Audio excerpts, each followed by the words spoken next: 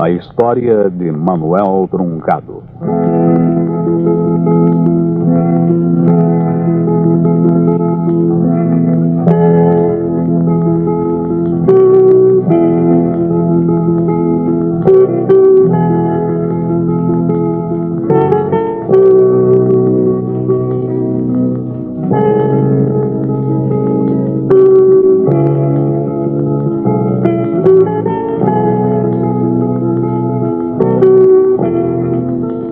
Vamos contar a vocês a história de um cidadão chamado Manuel Truncado e que depois de desencarnado se tornou um Exu. Para a doutrina do amanhecer, o Exu é encarado como um sofredor, um espírito desencarnado que continua ativo no plano invisível da Terra. Ensina-nos nossa querida mãe clarividente Tia Neiva, que se torna Exu habitualmente o homem de personalidade ativa, orgulho intelectual e que seja demasiado apegado às coisas da sua alma, da vida transitória. Seguindo a doutrina do Mestre Jesus, ele merece todo o nosso amor e tolerância. Bem, isso não significa necessariamente que precisemos de seus serviços ou nos subordinemos a eles. Os Exus têm seus reinados nas sombras etéricas e agem como todas as forças destrutivas. Não criam, mas apenas transformam as energias. Não sendo criadores de forças e não tendo acesso às fontes de energias puras, eles necessitam de uma fonte. E essa fonte é o ectoplasma humano, seja de espíritos encarnados ou desencarnados. Essa é a razão básica dos engodos que eles estabelecem como base do relacionamento com os encarnados. Sempre que o homem abandona a iluminação crística, a luz do amor, da tolerância e da humildade, ele fica sujeito às influências desses tipos de espíritos. Esse é o envolvimento daqueles que praticam as magias com intenções somente humanas e se colocam como juízes do bem e do mal. Bem, resumindo, o relacionamento com os Exus somente se faz em termos de troca de serviços, quando as intenções são da alma e não do espírito, quando a orientação não é a do Cristo Jesus.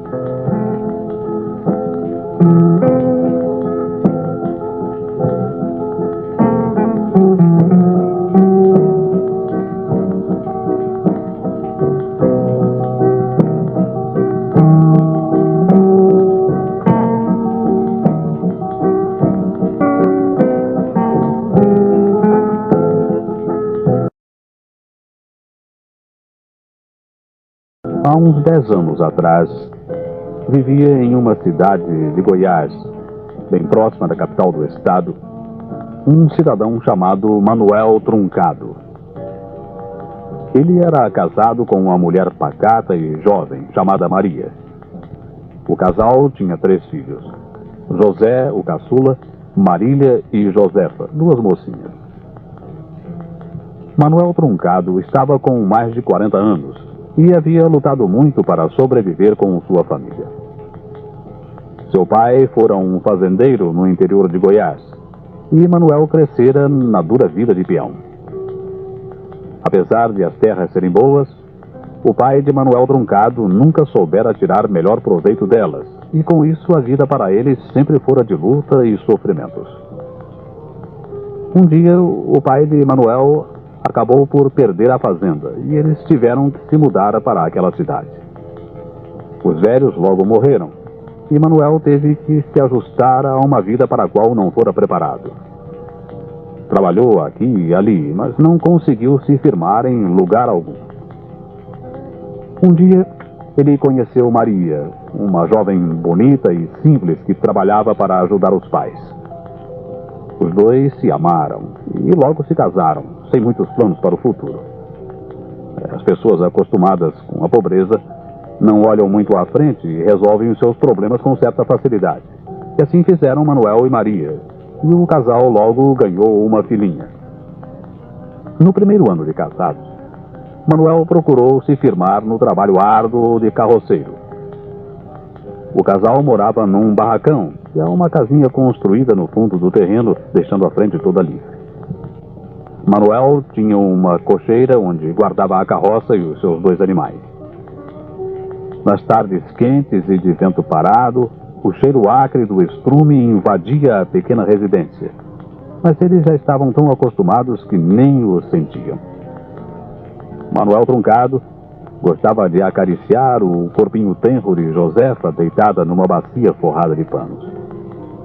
Depois veio Marília e, por último, José. A vida ficou tão apertada como a casinha em que moravam. E Manuel começou a frequentar com mais assiduidade o botequim da beira da estrada e a descuidar de seus negócios. Logo começou a se manifestar nele um gênio arrogante e agressivo que atemorizava os vizinhos e deixava as crianças com os olhos arregalados de medo. Enquanto isso, Maria, sempre quieta e acostumada ao trabalho duro, se resignava lavando roupa para ganhar algum dinheiro. Manuel começou a se ausentar de casa e chegava a passar noites fora. Nos dias que seguiam a essas ausências, ele costumava chegar na carroça com os cavalos meio estropiados e os largava no pátio. Resmungava qualquer coisa e se deitava em pleno dia de roupa e tudo. Maria então desatrelava os cavalos com o auxílio de José e das meninas e a casa ficava quieta, ouvindo-se apenas os roncos surdos de Manuel. Quem mais sofria com isso era o pequeno José. Ele já estava no 1º ano do grupo escolar e sua inteligência viva procurava explicações das coisas que a escola não lhe ensinava. No princípio, Manuel procurava ajudá-lo em suas lições e Zezinho adorava fazer perguntas. Mas depois que Manuel começou a beber e a se ausentar, ele ficava horas e horas manuseando seus cadernos e na espera de que Manuel o ajudasse. E assim a situação foi piorando a ponto de se tornar insustentável. Começou a faltar a comida e as discussões violentas se processavam sem mais nem menos. Maria, que habitualmente mal tinha tempo de chegar até a cerca da casa para falar com a vizinha, começou a sair em busca de auxílio. As crianças ficavam em casa e deixaram a escola. Maria, acostumada a viver sempre na vida dura de casa, começou a se embaraçar na vida fora de casa. Fez as primeiras dívidas e das dívidas passou aos favores ilícitos. Em pouco tempo se separou de Manuel Truncado e se prostituiu por completo. Um dia Manuel Truncado descobriu que estava só com seus cavalos estropiados. Maria o abandonara, sem deixar endereço e levando consigo as crianças. No princípio, Manuel pouco se importou e, juntando o pouco que restava de sua vida material, se lançou nas aventuras baixas da periferia das cidades. Até que uma ocasião, saudoso da família, ele decidiu sair à sua procura. Sua busca foi infrutífera, até que ele encontrou a morte, num desses tristes episódios que acontecem na calada da noite. Nos seus últimos tempos na Terra, ele começara a atribuir toda a sua desdita à esposa que o abandonara. Seus 7 dias na Pedra Branca foram de intensa agonia. Ele não conseguiu dominar seus desejos de vingança fomentados pela sua mente desvairada. Ao se ver livre, encaminhou-se como relâmpago em direção à família. Os mentores espirituais ficaram temerosos do que poderia acontecer à já tão sofrida família e o desviaram de rumo. Cheio de rancor e agressividade, Manuel Truncado acabou por ser atraído pelos bandidos do espaço. Bem, bandidos do espaço são espíritos desencarnados que se tornaram delinquentes. Embora eles andem em bandos, não formam falanges, isto é, não seguem uma norma, uma bandeira ou finalidade específica como a maioria dos espíritos. Eles se comprazem em fazer mal sem uma finalidade em si. Por essa razão, eles são duplamente perigosos, pois nunca se sabe o que vai em suas mentes maldosas. Mas como dizíamos, Manuel Truncado acabou por ser atraído pelos bandidos do espaço e foi vendido a uma falange de um terreiro. Como na organização física, o mundo invisível vive da força, da energia individual. Os terreiros são organizações de relacionamento entre o plano invisível e o físico. Quanto mais espíritos são escravizados pelos Exus, maior é a sua força de trabalho. E essa falange pertencia ao reino do Exu Tranca-Rua, e Manuel Truncado passou a sofrer nas garras dos Exus tarimbados do terreiro. Ele agora era um prisioneiro da Lei Negra. A Lei Negra é uma espécie de máfia do mundo invisível, e como sua similar na Terra física, ela escraviza seus membros quase sem possibilidades de libertação. Suas falanges são alimentadas e crescem à custa dos espíritos nômades e sem protetores. E isso acontece por opção do próprio espírito com seu livre-arbítrio. Sempre que um espírito termina seu estágio na Pedra Branca, onde ele tem a oportunidade de conhecer a verdade sobre si mesmo, seus mentores dão-lhe toda a assistência e lhes mostram o caminho. Mas a decisão é sua, e a chance permanece até o último instante. Se ele toma a decisão errada, acaba por se tornar vítima da Lei Negra. Existem uns espíritos no submundo invisível que se chamam Exus Caçadores. São espíritos pertencentes a alguma falange de Exus que se especializam em seduzir e se apossar dos espíritos desprotegidos que se recusam a aceitar os seus destinos kármicos, verdadeiros nômades do mundo invisível. Eles ficam à espreita e aguardam as decisões dos espíritos recém-desencarnados. Assim que os mentores desistem, eles entram em ação. Aproximam-se do espírito, seduzem-no e os levam às suas cavernas. Cavernas são as habitações etéricas dos espíritos que operam em contato íntimo com a superfície física. Sendo etéricas, elas não ocupam o espaço físico, mas permanecem sempre no mesmo lugar e se tornam perceptíveis pelo ambiente que formam em torno de si. Lá, esses espíritos são submetidos a todas as sevícias e são treinados nos costumes até se tornarem Exus.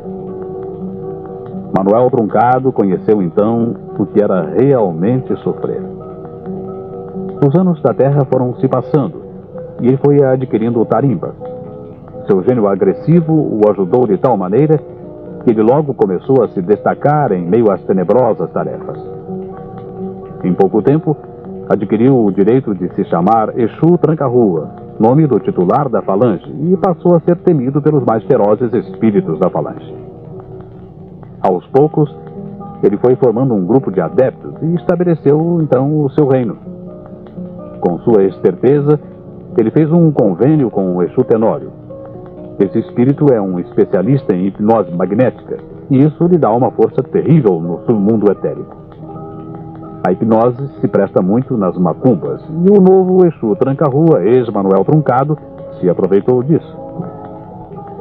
Estávamos então em 1959 e um fato inteiramente oposto aconteceu nas imediações da caverna de Tranca-Rua.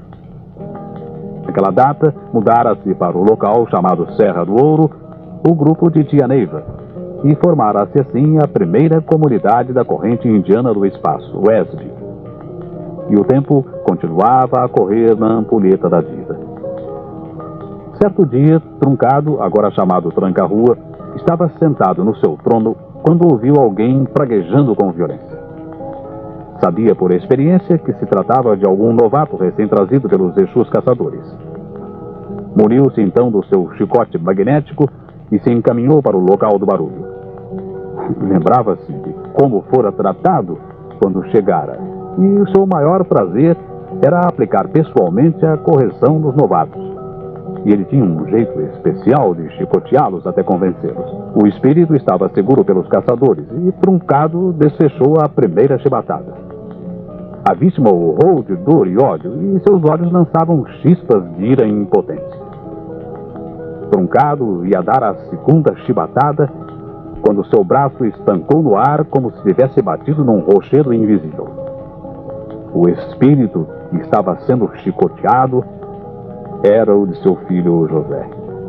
A cena terrível ficou paralisada num momento de agonia. Os dois espíritos, pai e filho, se fitavam com horror e espanto. Subitamente, Truncado achou a voz e gritou em desespero. Zezinho, meu filho, você aqui? Não, não, não. Eu não quero aqui. Tirem-no daqui. Passado o primeiro momento de surpresa, os caçadores largaram Zezinho e começaram a zombar da fraqueza de Truncado, espezinhando-o pela atitude tão diferente dos seus hábitos. Zezinho, porém, aproveitou o descuido de todos e, num gesto brutal e enérgico, arrebatou o chicote da mão de Truncado e passou a chicoteá-lo com ódio arrebatado. Truncado não se defendia e Zezinho o chicoteava, e o chicoteou até ele cair sem forças. E enquanto ele batia com um terrível chicote magnético, vociferava com ódio: "Tome, miserável! Tome pelo mal que nos causou! A minha mãe se prostituiu por sua causa, seu canalha!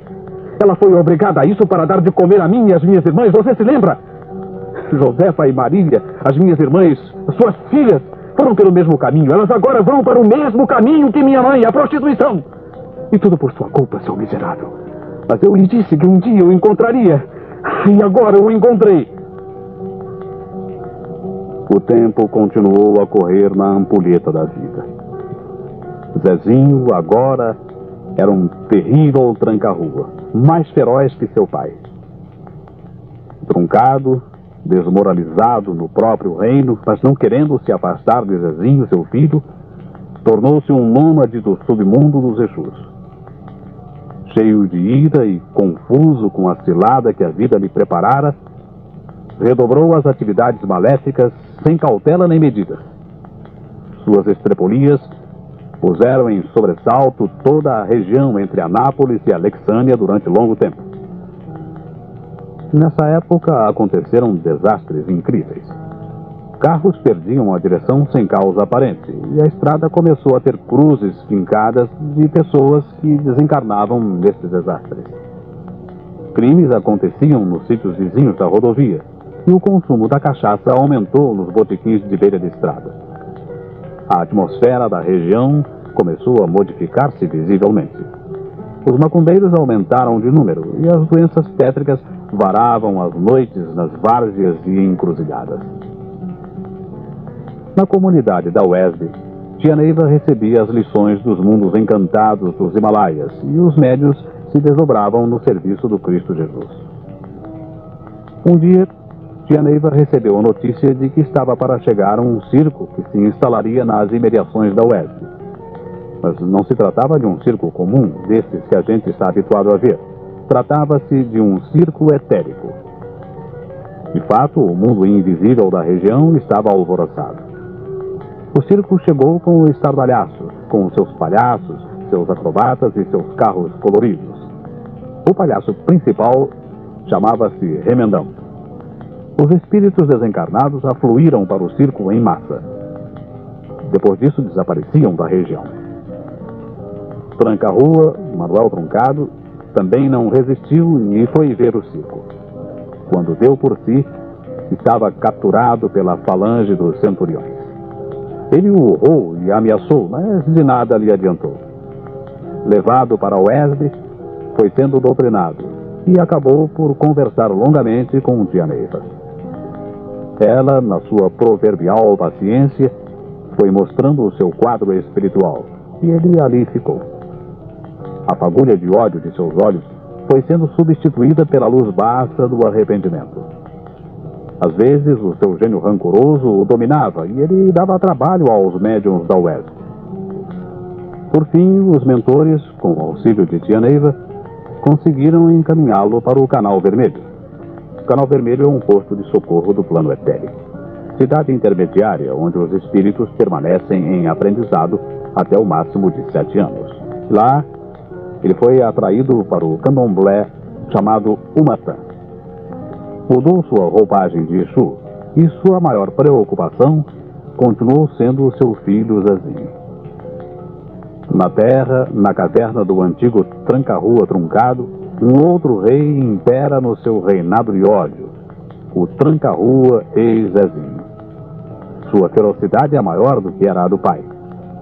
O chicote magnético que fora usado pelo seu pai continuava a sibilar nas costas de outras vítimas, outros espíritos nômades apanhados pelos Exus caçadores. Naquele tempo, Tia Neiva sentia certa frustração no canal vermelho. Na verdade, para um espírito que conserva a mesma consciência nos vários planos em que penetra, a paisagem do canal vermelho assusta um pouco no começo. Apesar de bonito, com seus enormes jardins, suas pontes, seus belos edifícios, sua vida complexa, sua luz cambiante de tons lilás e sua simetria, o seu conjunto dificulta a sintonia. É como uma cidade criada artificialmente cheia de truques mágicos. Essa construção do plano etérico se destina à adaptação de espíritos arraigados a formas obsessivas de ideias. Ele estabelece um clima de transição entre a concepção que alimentaram na Terra e a realidade do mundo invisível, da outra etapa da estrada da vida. Tia Neiva vai com frequência ao Canal Vermelho em sua missão. E nesse dia, enquanto aguardava a presença de seus amigos espirituais, ela observava com curiosidade as atividades em torno dela. De onde se achava, via o enorme letreiro de Umatã, que parecia mudar constantemente. Às vezes, ela lia a palavra Umbanda. Em outras vezes, parecia que ali estava escrito Candomblé. Ficou então a pensar no assunto até que decifrou o enigma. Tratava-se de uma forma adequada para fazer certos espíritos que chegavam se sentirem como que em casa. Não muito distante, havia uma espécie de templo com um letreiro onde se lia Igreja Presbiteriana. E pouco além havia um outro templo com um aspecto nitidamente católico. Dessa forma, os espíritos desencarnados encontram um ambiente similar do que viveram na Terra. Só que a realidade é bem diferente. Seja em termos de candomblé, de umbanda, de catolicismo, de protestantismo ou de qualquer outra doutrina, a direção é dos espíritos missionários, que mostram lentamente a esses espíritos sua sobrevivência depois da morte terrena. Nessa madrugada, Tia Neiva se encontrou com o Manuel Truncado. Ele se lembrou imediatamente dela, e sua primeira manifestação foi em torno de seu filho Zezinho e de sua família. Tia Neiva notou que ele ainda pensa muito em termos do Exu que foi na Terra. Embora tenha modificado sua roupagem, ele vai ao templo Umatã como ia aos terreiros da Terra. E Tia Neiva tem uma pena imensa desse espírito e o ajuda sempre que pode. Eram quase 5 horas da manhã quando Tia Neiva voltou para a Terra. Preocupada com a promessa feita a Manuel Truncado, ela procurou ver Zezinho, mas não conseguia vê-lo com sua roupagem de Exu. A única coisa que ela conseguiu captar em sua missão espiritual foi a figura de um menino de 7 anos. Um menino de 7 anos esperando o pai para lhe ensinar a lição da escola.